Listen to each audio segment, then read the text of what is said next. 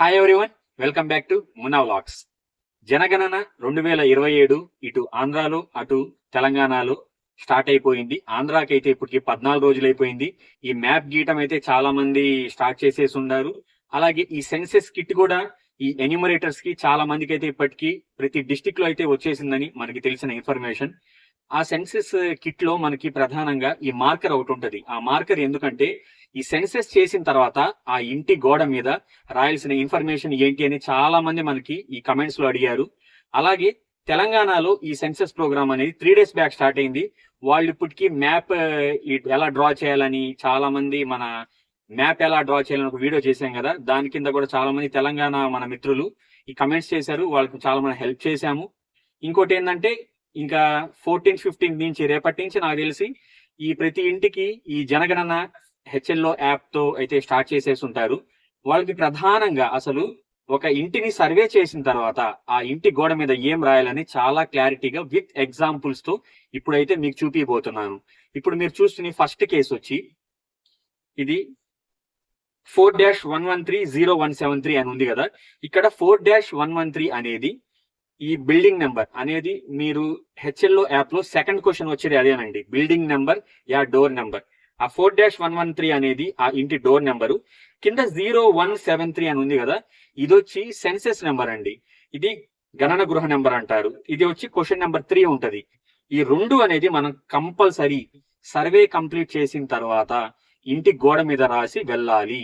ఎందుకంటే రేపు supervisor checking లో గాని లేదంటే చార్జ్ ఆఫీసర్ చెకింగ్ లో గాని లేదా ఇది మళ్ళీ మనం ఈ ఫేజ్ 2 జనగణన అనేది ఫిబ్రవరి 2027 చేస్తాం కాబట్టి అప్పుడు కనీసం ఈ మాత్రం డేటా మనం నమోదు చేయాల్సిందేనండి.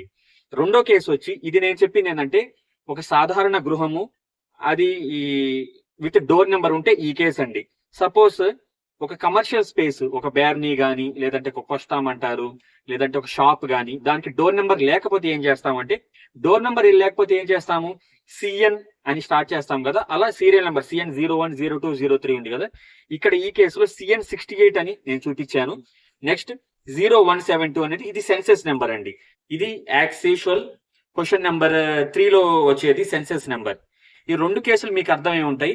ఇప్పుడు ఫర్దర్ కేసెస్ ఎలా ఉంటాయి అనేది కూడా ఇప్పుడు మీకు పేపర్ పెన్ తో చాలా నీట్ గా ఎక్స్ప్లెయిన్ చేస్తాను. చూడండి, ఇప్పుడు చాలా నీట్గా ఎక్స్ప్లెయిన్ చేస్తాను, ఒకసారి చూడండి. ఇది వచ్చి ఈ ప్లెయిన్ స్క్వేర్ బాక్స్ అంటే రెసిడెన్స్ అంటే నార్మల్ గృహం అని. దీని బిల్డింగ్ నెంబర్ సపోజ్ 1-10 అనుకుంటే ఇది క్వశ్చన్ నెంబర్ 2లో వస్తుంది. క్వశ్చన్ నెంబర్ 2 వచ్చి ఆటోమేటిక్గా మనకి ఈ గణన గృహ నెంబర్ సెన్సెస్ నెంబర్ వస్తుంది.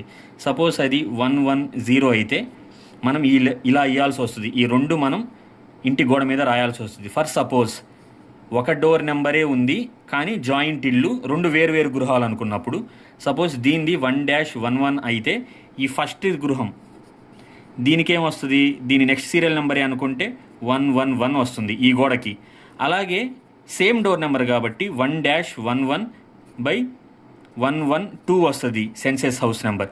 లేదు ఇప్పుడు కమర్షియల్ స్పేస్ అనుకుందాం, అంటే ఏదైనా షాప్ కానీ ఏదైనా ఉంటే అప్పుడు దీనికి ఇలా నెంబర్ ఇచ్చి సపోజ్ దానికే అసలు డోర్ నెంబర్ లేకపోతే CN సీరియల్ నెంబర్ ఎలా అయినా 10 అనుకొని దాని తర్వాత 113. ఇది నేను సీరియల్ నెంబర్ ప్రకారం అండి, మీకు ఎలా అయినా రావచ్చు.